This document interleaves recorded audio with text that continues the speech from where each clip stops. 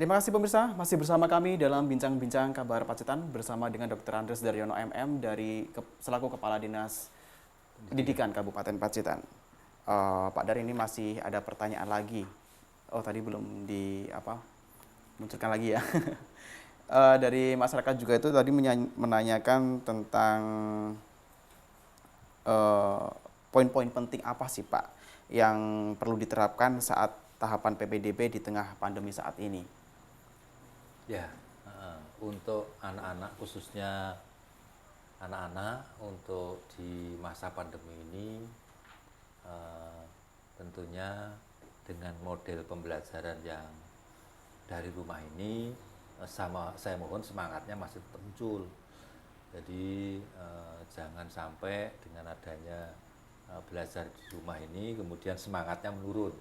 Terus belajar, terus komunikasi dengan guru, kemudian untuk guru-gurunya juga begitu, harus selalu komunikasi dengan anak, untuk anak-anak SMP, SD maupun TK, dan untuk anak-anak yang tergabung dalam anak-anak PAUD tentunya jangan bosan-bosannya menyapa anak-anaknya, karena masa perkembangan anak itu tentunya akan berpengaruh pada perkembangannya kalau anak-anak itu selalu disapa oleh gurunya.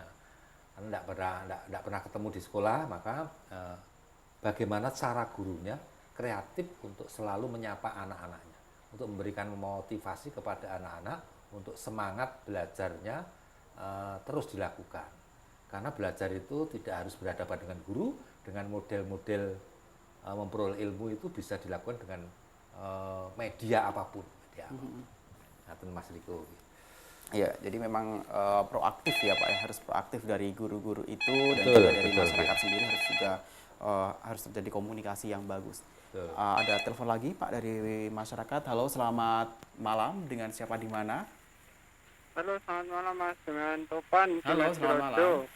malam. Halo. Iya, ya Bapak. Halo. Ya, Bapak dengan Saya dengan gimana? ya dengan Bapak siapa?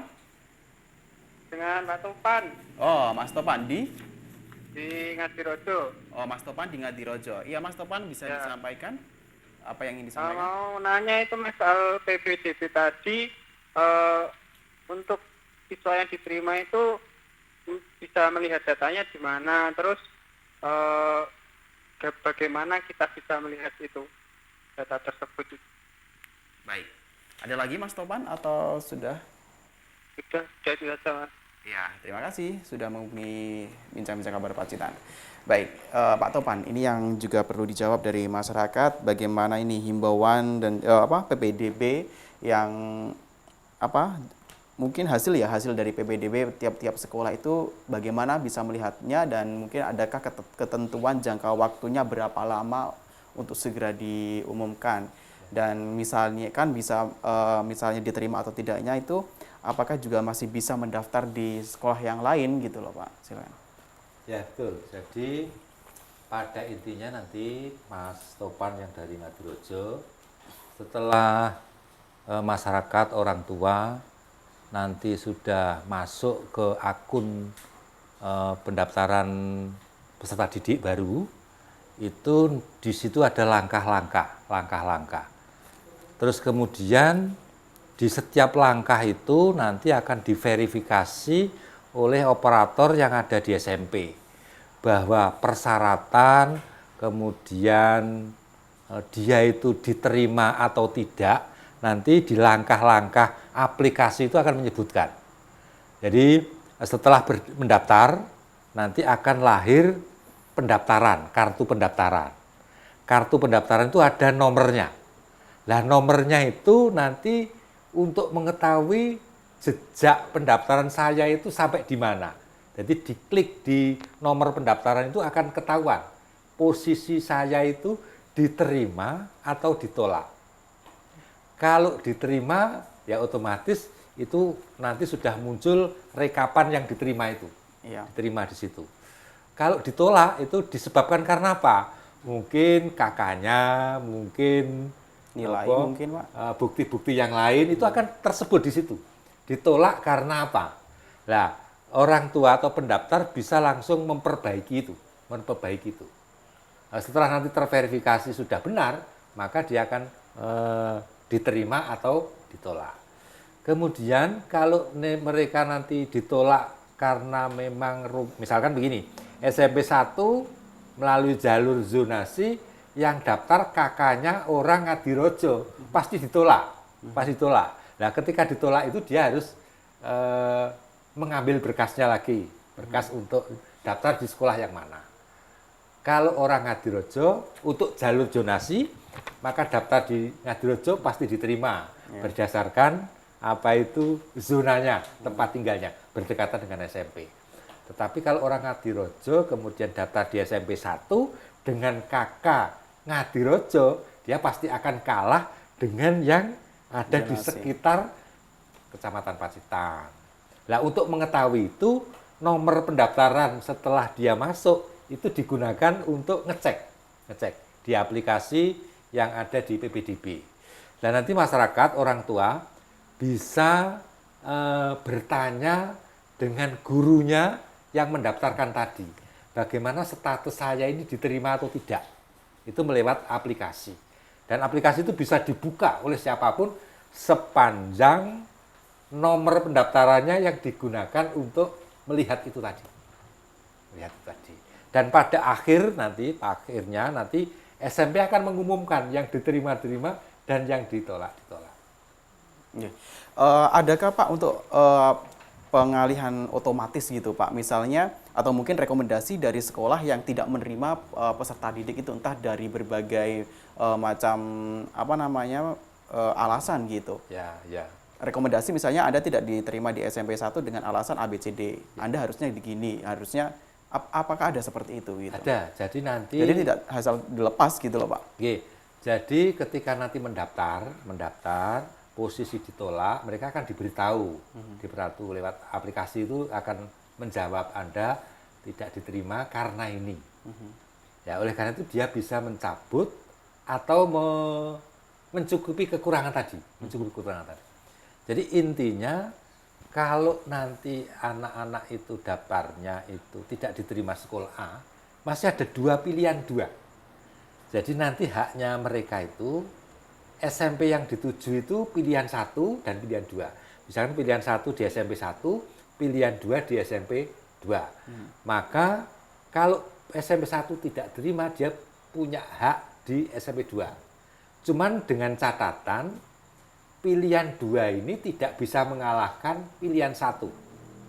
Contoh begini, kalau dia memilih pilihan 1 di SMP 1 dengan pilihan 2 di SMP 2, maka di SMP 2 yang memilih nomor 1 itu tidak bisa dikalahkan oleh pilihan 2 yang dari SMP 1. Jadi tidak otomatis dia rankingnya akan melejit di atas. Tidak. Karena untuk pilihan 1 harus diprioritaskan dulu. Jadi saya ulangi lagi, pilihan 1 di SMP 1, kemudian pilihan 2 di SMP 2, apabila pilihan 1 di SMP 1 tidak diterima, maka pilihan 2, dia itu di SMP 2, itu masih berhak. Nah, tetapi di SMP 2, karena dia itu pakai pilihan kedua, tidak akan mengalahkan pilihan 1 dari anak-anak yang milih di SMP 2 pilihan 1. Oke. Jadi rumusnya pilihan 2 tidak akan mengalahkan pilihan 1. Baik. Ini ada pertanyaan lagi Pak, dari masyarakat. Bagaimana dengan sekolah yang letaknya di perbatasan dengan kecamatan lain? Bisakah menerima siswa dari luar kecamatan tanpa melalui jalur prestasi dan perpindahan kerja orang tua? Contoh SMP Negeri 2 Arjosari. Dan bagaimana jika sekolah pagunya belum memenuhi? Dapatkah menerima dari kecamatan yang lain? Ya, ini pertanyaan bagus. Jadi misalkan di Kecamatan Arjosari dengan Kecamatan Pacitan yang bersinggungan itu, apabila anak-anak dari Kecamatan Pacitan mau daftar ke Arjosari, itu diperbolehkan. Tetapi sama rumusnya. Yang diprioritaskan adalah orang Arjosari dulu. Kalau orang Arjosari sudah diterima semua dan masih ada peluang, maka orang Pacitan yang rumahnya berdekatan dengan sekolah itu tadi diterima, boleh. Jadi prinsipnya tidak boleh mengalahkan alamat yang orang Arjosari dulu. Jadi tidak boleh mengalahkan karena sistem zonasi itu pada intinya yang berdekatan dulu yang diprioritaskan. Ya. Baru kalau masih pagunya belum terpenuhi, orang luar boleh. Baik. Sebaliknya di Pacitan juga begitu. Kalau di Pacitan itu sekolahnya itu pagunya masih kurang, maka dia boleh menerima dari kecamatan yang Lainnya. lain. Baik. Terjadi tidak Pak, misalnya sudah mendaftarkan dua sekolah, misalnya ya SMP 1 dan SMP 2 itu didaftarkan Pacitan gitu. Nah, peserta didik itu juga tinggalnya di kecamatan Pacitan. Ya. SMP 1 tidak diterima, mungkin nggak Pak di SMP 2 juga tidak diterima? Mungkin. Lalu bagaimana misalnya itu terjadi? Dia punya hak lagi daftar di SMP 3, SMP 4. Oh, berarti itu tidak bersamaan ya Pak untuk penerimaannya itu, penerimaan peserta didiknya. Kan harinya tidak 1 hari. Ada 3 hari ya. Seandainya ada yang melakukan pendaftaran itu secara bersamaan sehingga memungkinkan hal itu untuk terjadi, bagaimana? Jadi 1 hari itu juga bisa dilihat pagunya. Saya itu kalau mendaftarkan di SMP 1 dengan jumlah pagu yang sudah ada otomatis di situ, oh saya masih berada di situ itu berarti kan aman, saya masih terima SMP 1. Nah, pada hari itu juga kalau ditolak karena pagunya sudah terpenuhi, mereka sudah tahu. Pagu zonasi ya Pak maksudnya? Ya, pagu zonasi, mereka sudah tahu. Termasuk pagu-pagu yang prestasi, pagu afirmasi yang 5%. Kalau itu sudah mencukupi, mereka kan ditolak. Nah, mereka langsung bisa mengambil berkas daftar ke SMP yang lain. Pengambilan berkasnya di? Pengambilan berkasnya langsung dengan aplikasi, artinya dia menarik pendaftaran. Formulir ya Pak ya maksudnya? Bukan, jadi secara aplikasi. Saya membatalkan daftar saya. Oh gitu. Hanya jadi tidak menarik berkas, karena tidak ada berkas ini. Bukan mendownload ya maksudnya ya? Ya, artinya artinya saya membatalkan pendaftaran saya. Oh. Kemudian saya pindah ke SMP 3, SMP 4, dan sebagainya. Dan Jadi, Dinas Pendidikan mempunyai tugas mengawasi itu. Anak-anak yang misalkan belum memperoleh sekolah, itu nanti yang mengatur Dinas Pendidikan. Akan difasilitasi untuk sekolah di mana yang mereka akan berdekatan dengan rumah paling tidak. walaupun mungkin peserta didik itu dari sekolah di bawah Kementerian Agama. Ya, jadi misalkan lulusan dari madrasah ibtidaiyah, kalau mau sekolah di SMP negeri itu bisa mendaftarkan, bisa. Dengan cara ya sama dengan bentuknya. Jadi mengisi nama, kalau jalur zonasi, alamatnya, kakaknya dan sebagainya. Baik. Ini Bisa. mungkin akan saya coba untuk adik saya ya Pak ya. Ya. Nah, orang tua Mas Riko kalau kesulitan dalam hal ini nanti bisa komunikasi dengan pihak sekolah SD, sekolah di mana dia sekolah, Iya. atau pihak SMP, atau Dinas Pendidikan, nanti akan difasilitasi semua. Baik. Ya. Luar biasa sekali ini Pak Daryono. Sebenarnya ini masih banyak sekali pertanyaan yang belum dijawab. Mungkin akan kita sambung di episode berikutnya ya Pak ya. Ya. Sesi kedua dengan Pak Dar ini termasuk mungkin menjawab keresahan-keresahan di lapangan gitu Pak, yang biasanya terjadi seperti yang COVID kemarin. Perencanaannya sudah bagus, ternyata di lapangan masih banyak kendala dan pertanyaan-pertanyaan dari masyarakat yang memang harus diselesaikan begitu. Terakhir Pak Dar ini untuk masyarakat Kabupaten Pacitan yang menyaksikan bincang-bincang pada malam hari ini, silakan. Terima kasih kepada masyarakat Pacitan yang tentunya secara khusus tentang PPDB, pendaftaran peserta didik baru. Saya mengharapkan bahwa untuk orang tua yang akan menyekolahkan baik di TK, SD, SMP, kalau mengalami kesulitan, segera komunikasi dengan Dinas Pendidikan, dengan sekolah yang mau dituju. Dan itu terbuka sekali, Di Dinas Pendidikan kita buka posko untuk memfasilitasi untuk pendaftaran siswa baru. Jadi jangan jangan ragu, jangan takut kalau anak-anaknya tidak memperoleh sekolah. Jadi kita lakukan secara terbuka, kita lakukan secara fair, sesuai dengan aturan main yang sudah ada, yaitu Perbup 23 tentang tahun 2020, peraturan Bupati. Dan itu mengacu pada peraturan Menteri Pendidikan dan Kebudayaan nomor 4 tahun 2019. Sekali lagi saya menyampaikan kepada teman-teman di masyarakat, orang tua yang mau menyekolahkan anak, kalau terjadi kesulitan-kesulitan, segera komunikasi dengan Dinas Pendidikan, dengan sekolah, dengan tempat dia sekarang belajar.